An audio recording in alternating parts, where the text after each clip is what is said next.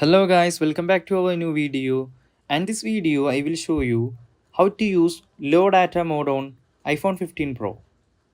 First of all, open your settings and choose the mobile service.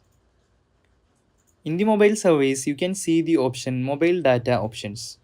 Tap on the mobile data options and choose the voice and data and choose the data mode.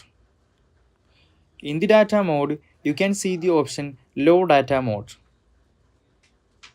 Tap on the low data mode. Now your low data mode is enabled. By switching low data mode, you can use low data mode helps reduce mobile data usage by pausing automatic updates and background tasks. If you found this video useful, please do like and subscribe. Thanks for watching.